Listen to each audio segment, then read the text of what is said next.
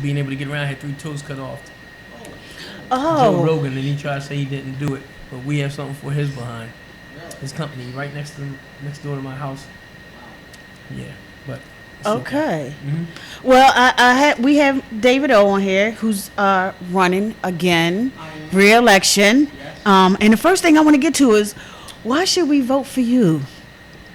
I want to get it. Yeah, let's That's a cut good to the question. chase. So the reason I would say you should vote for me is the same reason I'm running again, and that is I'm in the middle of doing some work, and I don't want to stop because if I don't get reelected, that work is not going to get done.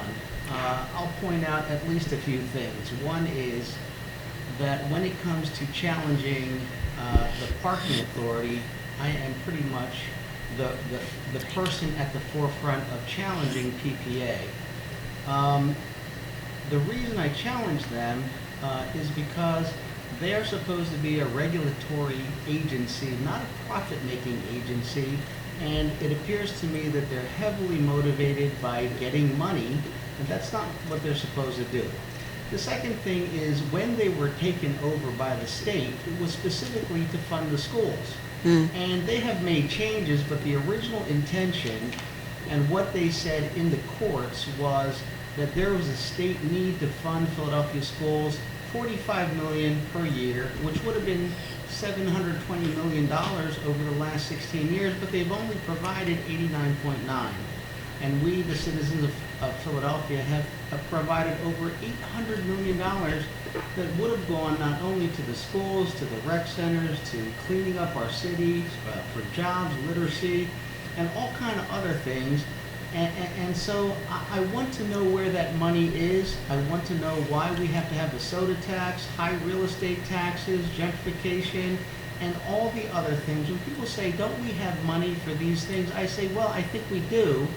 I think if we look in the parking authority and find the millions of dollars that are raised off of our streets and sent to other counties and areas of our state, which I think is part of money that goes to making people in the state legislature happy, but it doesn't help us here in Philadelphia. And we will see and continue to see violence unless we build up our economy, ensure we have good schools, good vocational career training, making sure that people have hope for careers in things like music, engineering, and other things we have to do, the arts economy, all of those things we have to do.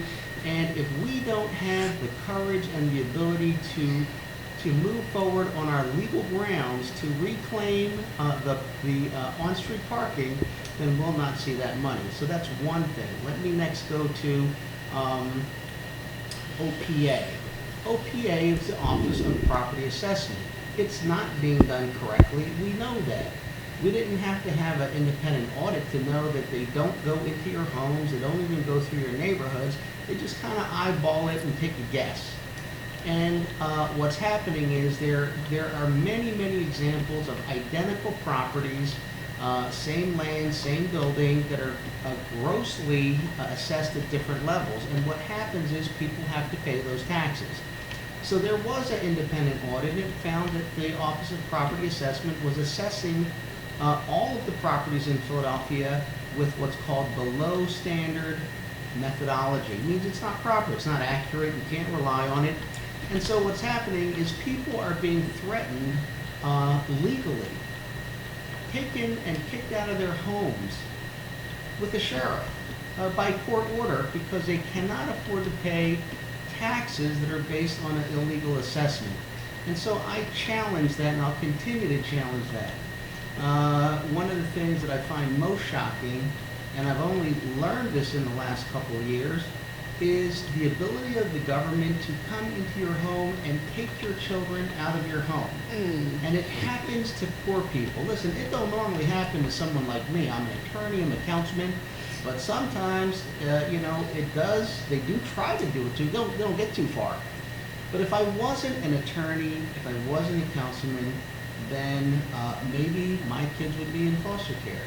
And the problem is that we are treating people very differently based on what they look like, what their job is, if they don't have a job, whether or not we think they can or cannot defend themselves. And when we talk about, social justice, criminal justice, that's just another way of saying injustice. I don't care how you want to decorate it. And we have every ability to ensure that things are just. They're colorblind, they're fair, whether it's you're trying to get a job, start a business, everything has to be based on merit. You were first in line, there you go. That's right. You got the best test score, there you go. That's You right. made the best offer, there you are. The best artist, there you go. That's right. It has to be based on merit. And so when there are threats that because someone is poor and can't afford to pay something, the government says, well, yeah, it's a danger to your children. We're going to come take your children. Well, there's a lot of things we can suffer. And if someone wanted to bring trumped up charges on me and I had to fight it and I end up in jail, okay, 2 years, 3 years, 4 years. But take my children, ruin their lives? No, that's completely different. And I think this is horrendous. And so when I look at what we call not at fault parents, that means no one accused them of doing anything wrong. They didn't abuse their children, they didn't neglect your children. And the next thing you know, 3, 4 years later, they're trying to get their children back and their children have not done well. And at the age of 18, if there isn't an extension, those children will be dumped back into society without a connection to their family, their siblings, their cousins. Right. What are they going to do? Right. And so for me, listen, I applaud DHS, I applaud the social workers, I want to be for them, but the government has to understand You're right. that ever vigilant. We have to make sure as citizens and as government that we're always doing the right thing, always taking a look under the hood, kicking the tires, making sure that we're treating people fairly, justly, and rightly. So that's my issue, is if DHS says to me, we don't do anything wrong, I'm going to say, okay, now we have a problem, because now I know you're not going to correct yourself. Right. And so that's DHS. Let me throw out CCP, Community Right. College of Philadelphia. Right. We all say education is the hope and the answer to violence, to poverty, all those things. And so we have this wonderful institution called community college, because who can afford college these days? I got 4 little kids. And listen, I'm an attorney and a councilman. I don't know how I'm going to pay for college. Right. I got to figure it out, because some of them will be overlapping. That's right. But community college offers an affordable education, but by state law, students are not supposed to pay more than 1/3 the operating cost in terms of tuition. But right now it's at 55% going to 60%, and they're taking on debt and some of the things they can't afford. The next thing is the city is supposed to provide by law 1/3 the operating cost, 50% of the capital cost. But today, at a relatively high rate, the city's only providing 19%. That's nowhere near 33%. Plus, the state, which was supposed to pay 33%, they got out and said, whatever we don't pay, the city's got to pay, right? So what happens is the city's got to pay that.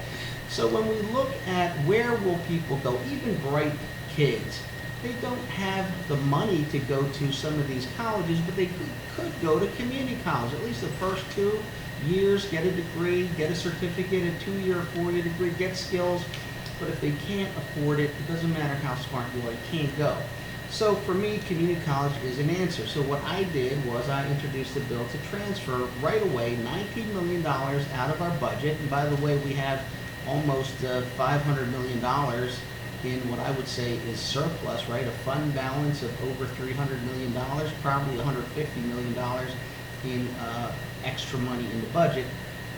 And $19 million to just get up to par for this year. And what would that do? Well, it would allow us to lower the tuition for students. It would let us increase the salary of some underpaid, professors, assistant professors. It would allow us to offer new classes, new courses. The city has shorted community college, which is its own entity, $320 million. $320 million over the last 20 years. What could have that meant for people in this neighborhood or the folks listening, where they could have gone, part-time in the evening, maybe take the long road, but at the end of a period of time, have a certificate, have a degree, have the knowledge and ability to employ themselves, start a business, and move forward. Now, we could just keep going with this for a long time, because what happens in our city when someone is contacted by a majority firm, not because they want to, they have to. It's the law.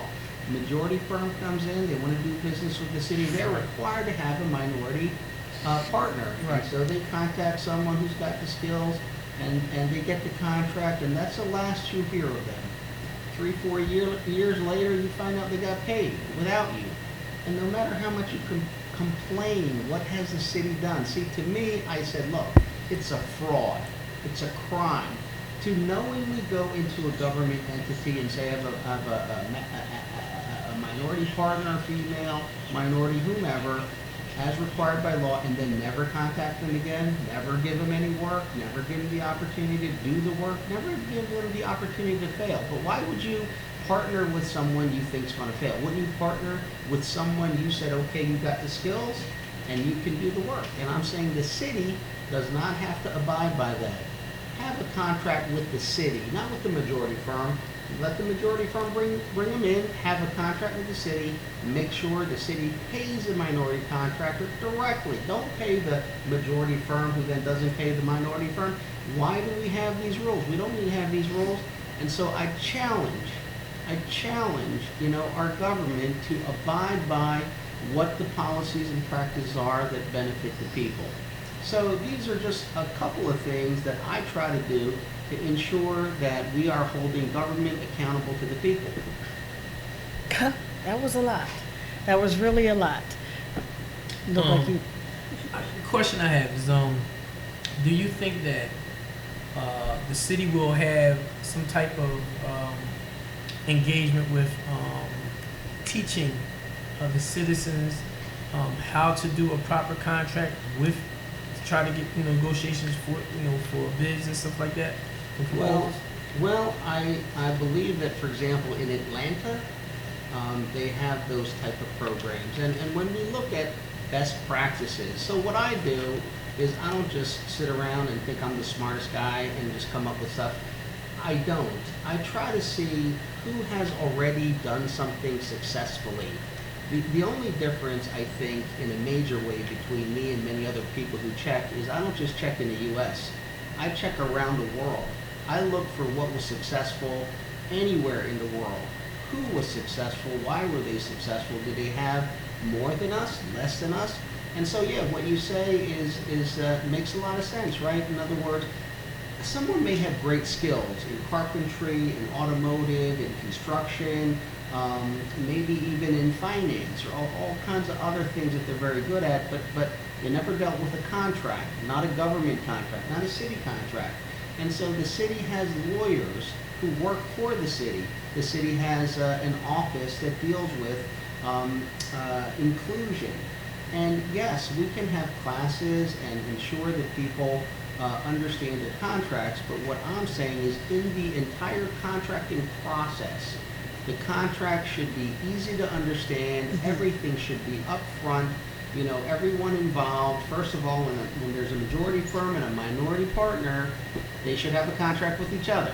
The city should let both parties know how much money is involved, what are the skills, what's the expectation, who's going to do what's the time period, and that way the city has a contract, and that includes a contract between the city, the majority firm, the city, the minority contractor, the majority firm, and the minority firm, so that everybody is held accountable under the law, and there are penalties for violations and forfeitures, so that the city makes sure that it is addressing a very common problem, and that is if a minority contractor is being used to get a contract and then never having the opportunity to do the work. So the city allowing that to happen again and again is perpetrating a fraud along with the fraudsters.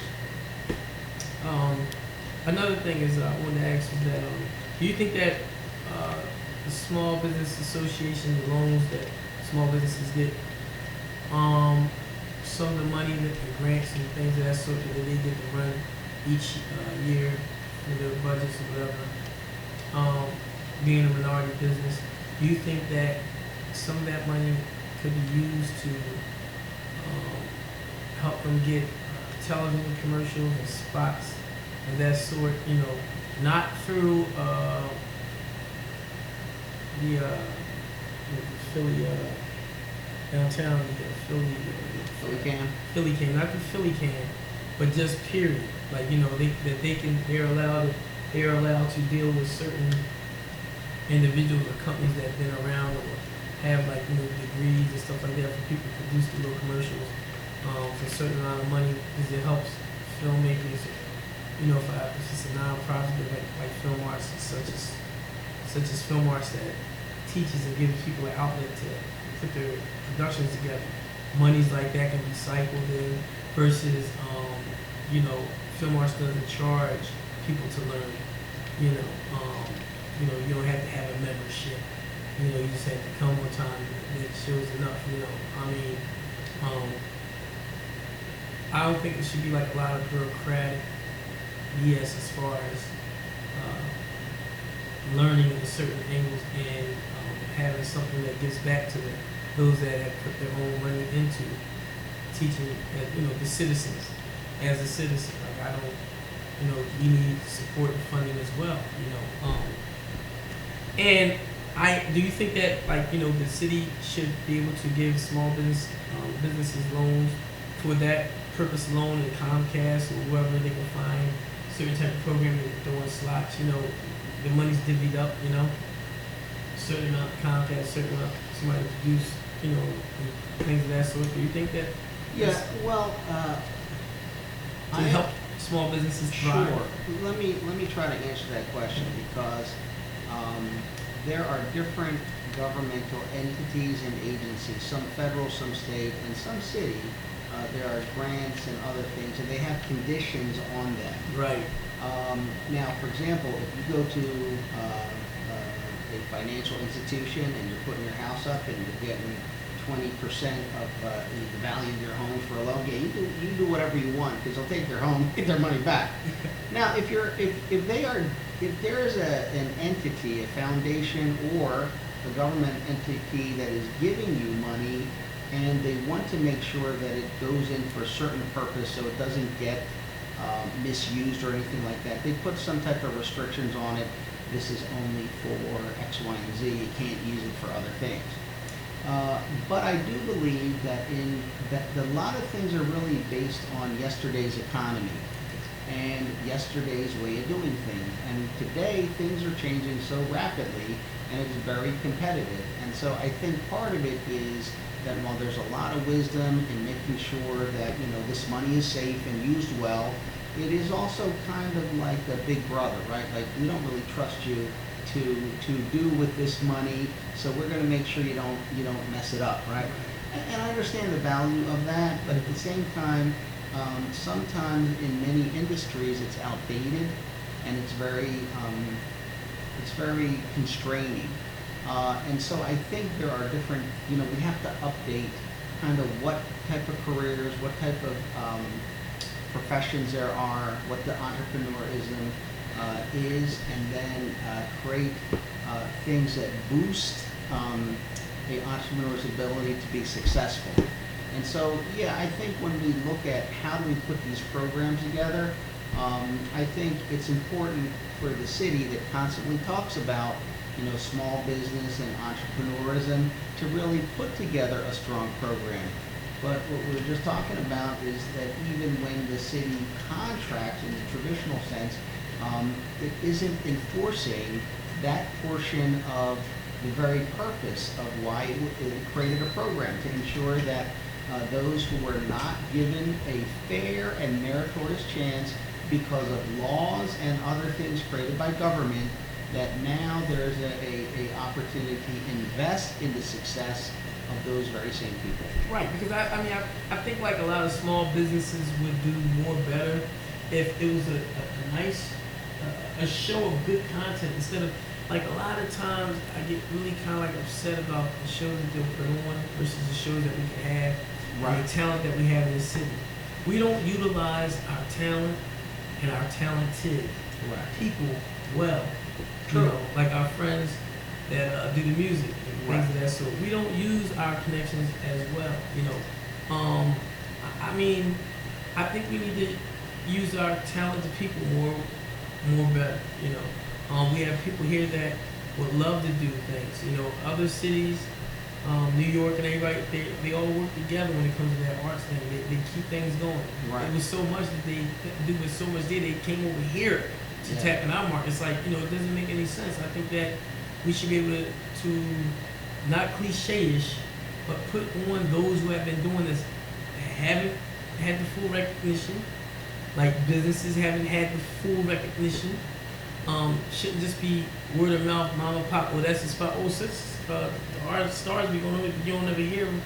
We need to like really expose those. Yeah, you know, let me say that this morning we did a press conference in City Hall announcing our 6th annual PHL Live, which is a free music platform where people could win $1,000 free studio recording time. Because what you just said, the arts economy, it's business, it's jobs, it's an economic engine. But we also announced the report and recommendations of the Philadelphia Music Industry Task Force, which I created through a resolution. Because what you just said, listen, if it were up to me, right, I would be listening to classical music and, you know, like that's what I know, right? Now somebody would come along with something, I'd be like, man, nobody's gonna listen to that. Right. And next thing you know, they're making $1 million, Right, right? exactly. And entire billions That's of how it dollars, is. right? Exactly. Because how would I know? Right. And what happens is when people are constrained and not Right. allowed to experiment and go into Right. things, right? Because somebody is saying, well, that won't work and this will work. Right. So to that extent, I love the creative arts economy, Yes. and I never try to judge because there are very creative people, and you know, and I might say, hey, that'll never sell. But then next thing you know, it's leading the market, not Exactly. just here in America, but around the world, right? Exactly. Imitators around the world. Exactly. And so that's the kind of confidence you're talking about. Yes. That, hey, listen, in an ever-changing world, in a dynamic world, you know, there are strengths and there are really abilities Right. that someone like me may not recognize. So I like to stay in my own lane and let other people do that. But let's let the people, Do it. do it. Right. And then, you know what determines it? Success. That's right. Right? So I may say, hey, that's the wrong way to play basketball, but next thing you know, that team is like, just doing stuff never ever saw before. Right. But that's not the right way to dance, or that's not the right way to play the piano. Next thing you know, you got jazz, you got all kinds of stuff. Have you heard of the new Camden Monarchs? No. The new Camden Monarchs. They're a I haven't. basketball team. Mhm. They're like a B team, Okay. but they are putting it together pretty nice. You know? Innovative on the court and all Yeah, that. and yeah. it's giving something to Camden. I think it was a pretty Mhm. nice Okay. thing, and then also for the kids from Philly, Yeah. we can have a shot too. Right. Good stuff. So I want to shift gears a little, Sure. because I know you're an advocate for the parking authority Yes. and for DHS, Yes. since you sort of got swept into that. Yes. Drugs and homelessness Yes. in Philadelphia has grown rapid. Yes. And I know I'm in South Philly, so I don't really see a lot of it. But coming downtown and venturing off, it's becoming real eyesore. Yes. For that alone, what are your plans for? I don't want to put one against each other, but I think they both go hand in hand because a lot of them are homeless because of the addiction, and then a lot of them can't escape it. I know he was on earlier, Charles was on earlier, and we were talking about, getting jobs and how you get jobs and everything. A lot of them can't get jobs. Like moving forward, what is your plan for getting Philadelphia cleaning out the streets, cleaning up the less fortunate, and for the drugs? Yeah, so let me say that everybody knows there are long-term things that need to be done. And the issue is we haven't done it. We've been talking about it for a long time. We haven't actually done it. I'll tell anybody, listen, what was the problem 20, 30 years ago with education? You had some poor schools and you had some rich schools. You had some great schools, you had some bad schools. You had some schools with lots of resources and schools with no resources. Is it any different today? No, it's not. It's the same. And it's not supposed to be, because the system is supposed to be equitable schools in every neighborhood regardless, right? Because that's a democratic process. Your post office, my post office, they have to, they have to be the same thing. And so what happens is our schools are dramatically and noticeably different and discriminatory, and it's very problematic. So long-term can be done if we start, but we haven't done it. But I'm going to skip right to the immediate question. What can you do right now? So one of the things that I say, number one, is you got to stop the bleeding. The first thing is stop with these assessments and stop with the taxing, because that is, to me, the basis of gentrification. All these things about the 10-year tax abatement, that's not really the problem, because it's not the 10-year tax abatement, it's the assessment. Let me give an example. You have two houses, they're exactly alike. And what happens is, this year one house is valued at $100,000 and this one's $100,000. Next year one's valued at $100,000, the other one's at $400,000. Well, who valued that? The government. They're exactly alike. And so what happens? We could try to correct that. You could see that, right? Now, throw in a 10-year tax abatement. What happens is you've got two identical houses. Someone comes along and puts $1 million into one house. So now that house is worth $100,000 plus $1 million. You've got $1,100,000. What is the house next to it worth? Well, the same as it was before, just $100,000. But now OPA comes along and says, wow, the house next to you got $1 million. Your house is at least worth $500,000. Why? Was anything put into it? No. What was put in was into the house next door. And so the only reason that million was put in was because there's a 10-year tax abatement. So that's an artificial incentive. So we can't be valuing the house next to it higher. But when it's valued at $500,000, let's say 6 people were living in the house. Well, now they can't afford to pay the taxes, and so, court order, sheriff comes along, they're kicked out the house. Now you got 6 homeless people. So that begins what? Homelessness. Mm-hmm. Now we have no jobs. We have poor schools. People get into drugs, and now we have a new phenomenon, because now we have well-to-do people doing drugs. People out who do have jobs, who do have good neighborhoods, good communities. And part of the problem is that they can't do these drugs in their communities, and they're coming to Philadelphia. A lot of these folks aren't from Philadelphia. And so when they end up in our city, it is more than we can bear. So now we're trying to do what? They got to live someplace, you got to feed them. And if you ask them, where are you from, they're going to tell you we're from Philadelphia, but they're not from Philadelphia.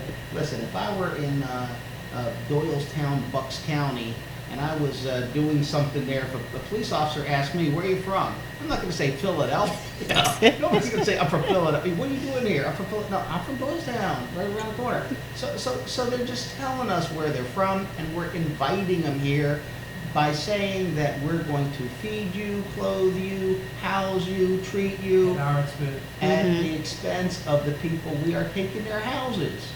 We're putting them on the street. Right. And so this makes no sense. You can't sustain it. And by the way, the community that they're from, and this isn't out of meanness. No, I understand.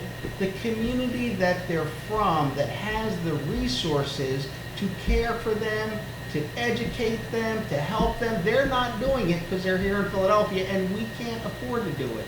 So the next thing is this. We have programs that work. We know they work, but they're not being funded, they're not being increased. There's bureaucracies we need to take care of, and we need to help people when they need help. But not taking care of them, encouraging continuous use of drugs and things like that is problematic from my perspective. And so what have we put into really helping? I was in elementary school the last time we had a heroin problem. Probably you guys were not born yet, but anyway. That was in the 60s. That was in the 60s, you're right. In the 60s, right? I was at the Longstreth Elementary School. Wow. Longstreth. I in went the there. 60s. Yeah, Okay. like 1966, 1967. Mm-hmm. Yeah, 1968. Well, what happened is there was more resources and effort put into prevention and education. There was more effort to deal with people, and we're talking Southwest Philly. So you can imagine that it was pretty well resourced across the city. And I remember a little comic book for kids that I read about this guy, and his wife kept saying, don't do it. He kept telling her in the comic book, listen, in the comic book he's saying like, you should try it. And so she tries it and becomes a heroin addict and a prostitute.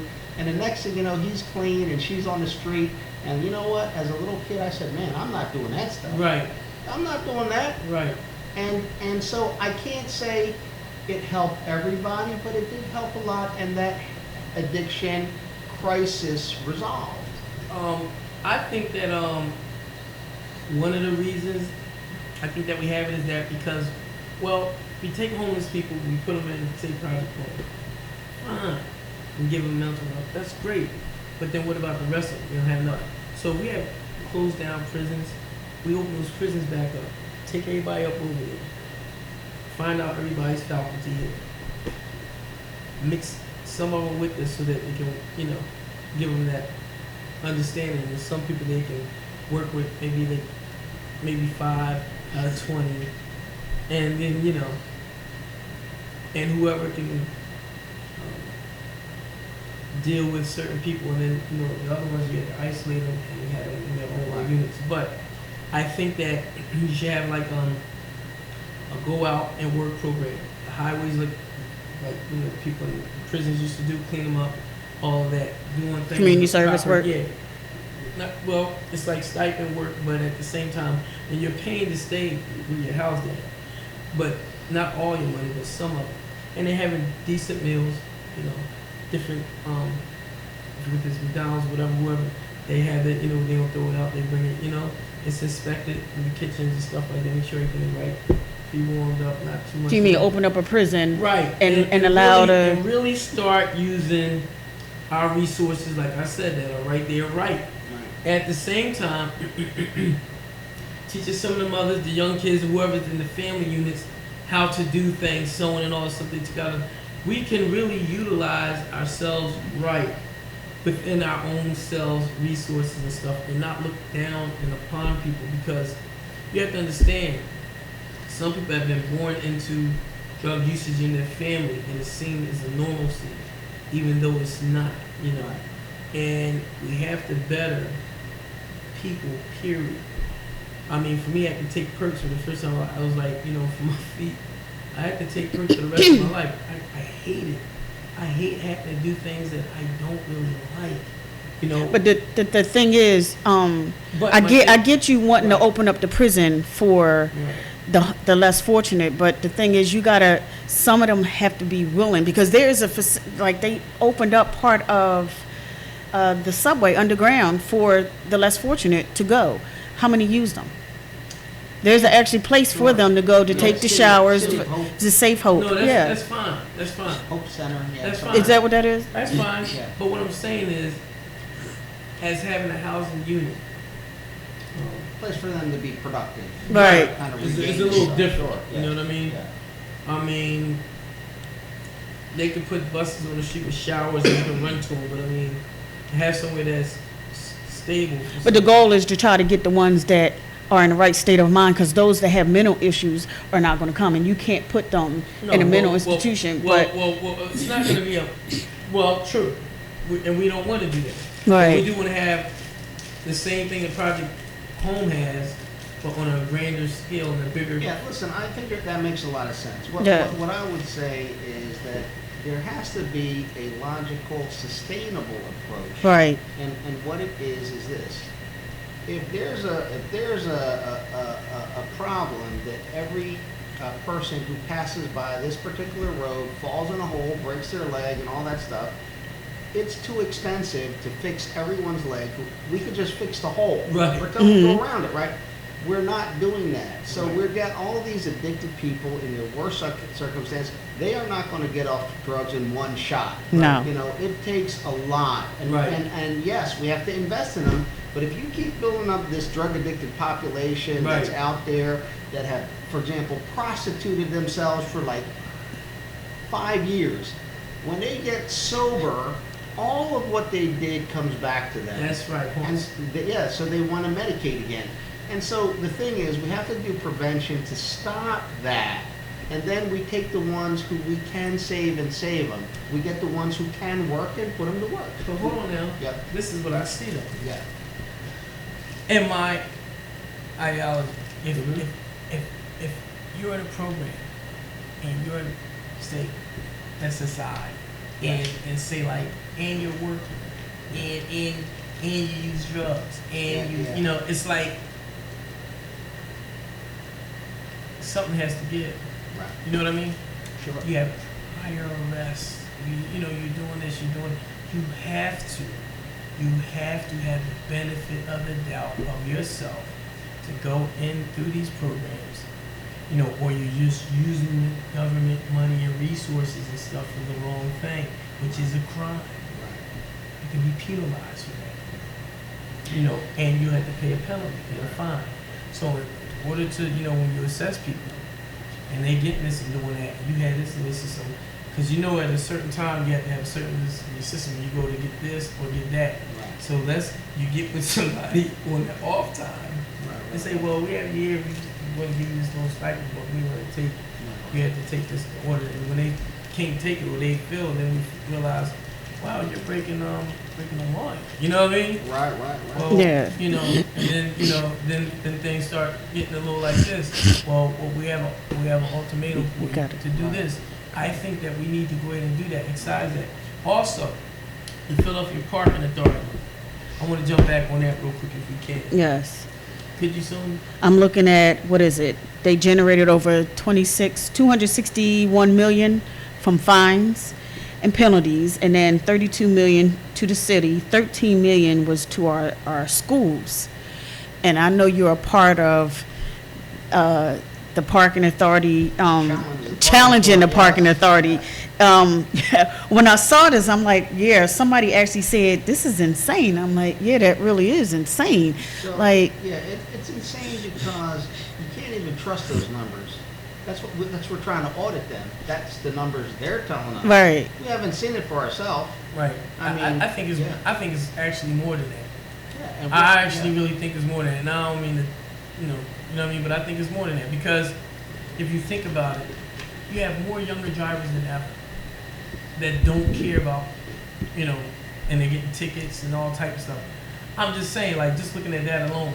Well, you're correct because of this. You see, they don't report everything that they've brought in. Right. That's the ones that they're reporting. We don't know if it is as accurate, but they're taking money off of the streets of Philadelphia that don't get reported there. They go into a separate account someplace Right, else. right. And so what I want to know is what is that money? Right. See, all of that money belongs to the people of this city. Right. And it's because there's no state function. You're on a road, you're parking next to a piece of concrete, you Right. put money in the meter, you know, that type of thing. Right. You know, all of these things are just municipal functions, and therefore, that's money that, number one, it shouldn't be trying to nab people to get money out of their wallet. It's regulatory, which means you're just administering fairness of public resources. Right. And so that's the first thing. But when all this money is being taken off the streets of Philadelphia, we don't even know how much it is and where it's going, It's unallocated. that becomes a problem. So I mean, what is we as Pennsylvanians, like, what do we have to do to get things moving so that we can get the money that, or at least the parking authority, back to Philadelphia, Yeah. back to, and to get the money that we need for our schools? Right. How, like, what does, because truth be told, Philadelphians need to come together and do something as well. Sure. You can't just keep asking our elected officials to do all of the work and you not do anything at all. So what is it that we need to do to help push this moving Okay, along? So the answer is relatively simple and hard to get done. People need to try to understand what's happening and then go vote. Not just go vote without understanding what's happening. Try to understand what's happening and then go vote. Because of this, if I have a store and I have 3 employees and I don't watch what they do day in and day out, week after week, month after month, I just let them rob me. That's what happens. And it's the same thing for the people of the city. If they just don't watch or care or vote or pay attention, then these administrators and everybody else, like the parking authority, doesn't answer to anybody. They're just going to do what they want. And then there's a problem. So the first thing is really this. I introduced a bill to take back on-street parking, the administration of it, and all we have to do is pass the bill. I did a bill that basically, for the property assessment, we reject the assessments, we reject the taxes, we give the money back to the people. Simple as that. And that way, the government understands that we can't just take people's money. And for DHS, same thing. You have to comply with state law. You can't just go in with no reason and start making Removing up stuff children. and kicking children and then medicating them and do all that stuff. So in all of these things, it's up to the people to be accountable or to hold government accountable to their needs. Do you think, one more thing we was talking about, just any child that became of age, an adult within the system, do you think that if they went to college that they should have some type of money that paid for them since they were ward of the state? Well, there have been successful lawsuits, but very few. And what happens is most of these kids are disassociated from their families. They're resentful of their parents. They don't know their brothers and sisters. They don't have any network, so they don't have the wherewithal to even bring a lawsuit. Considering that DHS primary goal is to remove the child with the intent of returning them home, they're not doing a good job. Because the incentive is to keep them out of the home. Keep them out of the So home. the system has to change to keep families together, to reunite them. And for a lot of social workers, that's why they got in the profession in the first place. They want to make people happy. They want to help people. They don't want to do this stuff. But our system is incentivizing the separations. And listen, you can't do it to me, so you're going to do it to somebody else. To somebody But else. if I know that and I let that happen, Just as I'm wrong. just as wrong, Yeah. right? Yes, sir. And plus, I'm an elected official. Right. I can't turn a blind eye to Right. it. No, you're right. Rephrase this, or I'm gonna state it one more time. Do you think that DHS, for anybody who's went to college, after the AI program, which I designed the banner for the AI, that one. Do you think that any person who had went to college, and had to take out loans or this, that, and the third, which of course they couldn't even afford or do any of that, pay off their loans or whatever. They have jobs, they was going full time with college, whatever. Right. Do you think that they have a right to have some type of money to pay for that, since they didn't have anybody to, help them through school? You mean compensated for being? Not compensate. Don't pay them, but if it's maybe $10,000 loans, to pay it off, or, you know what I mean? 80,000, whatever it is. But I'm saying let me because say, if they have been wrong and the results are there and it's provable, because not everybody's been wrong, and then they're going through college, is there some obligation on the part of the government to correct their mistakes? Yes, I believe that. And by the way, on my part, I've introduced a bill to create a $7,500 college debt tax credit. It's not just for college. It could be a 2-year. Right. It could be a vocational trade school. Right. So I'm going to push that forward, That's not great. as a complete solution, but Yeah. as an a incentive, push. part of a solution. That's right. Oh, I'm getting signals here. That's all Rising great. up here, yeah. No, but we definitely need to hear this, and Yeah. we're gonna wrap it up Yeah, for okay. sure. Sure. But as part of this solution, that's great. Please keep us informed, everybody. Not telling you to vote for, but David O is running. He already got my election vote. in November, so So moving forward, is there anything that you would like us to know that you are currently doing for the city that makes them say, you know what, let's give you another chance? 'Cause I think you're doing an excellent job He already. said it. Listen, I'm just saying this. yeah, no, I mean, I got a lot of things moving forward, but I think the biggest thing for me is jobs. That's I mean, education definitely up there. I challenge that, but a lot of people try to work on education. I look at best practices around the world, but the best thing we need to do that we're really not doing is bring jobs into our city, and that's where we're having the biggest problems. Because listen, I'm not talking about PhDs and doctors. We need jobs that pay well for folks in the neighborhood who don't have a college degree, Right. and there are ways we can do that. There are guys with college degrees that can't. You can't get a job, right? So That's why you create and do things. right, and they got debt. So yeah, we need to get past this and bring jobs into our city. I mean, because once the decent people go who are not having a chip on their shoulder about these things and they're still trying to help be a great citizen, it's like they get overlooked, and then it's like I mean, we need a fair thing going on here where everybody's going through the soup line. Right. I just think it's right. Yeah. Well, I appreciate you coming on. Well, thank you very much. Thank you for the invitation. Yeah, I appreciate you. Got to come back on. Got to go out and vote. Yeah, I can't tell you who to vote for. I'm just Maybe. saying, if you're tired of the same people in office, the thing is, you don't vote them back in office and still complaining. You got to vote for somebody else new. But I'm not going to say don't vote for David O. I'm just saying vote for David O. That's just me. I'm just, but my views are not the views of Philly Hot Radio. I'm just saying, come election time, please get out and rock your vote. Yes, DHS does need to be changed from the inside out, and the parking authority does definitely need, yes, and all the. Those in the community need to come out and be more active and be more involved what's going on, and stop blaming some of your elected officials, because they can only do but so much. You have to speak up. Yeah, you have to speak up and speak out and get on them. That's right. Get on them. Make phone calls. Call them up. Let them know. Vent. Scream and holler. Take it back to the little rascal. Yeah. But I thank you, David O, for coming out here. I appreciate it. It's on the way home anyway.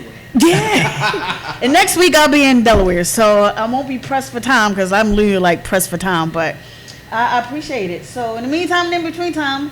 Hey, let's go for David O. All right. I like that one. That was good.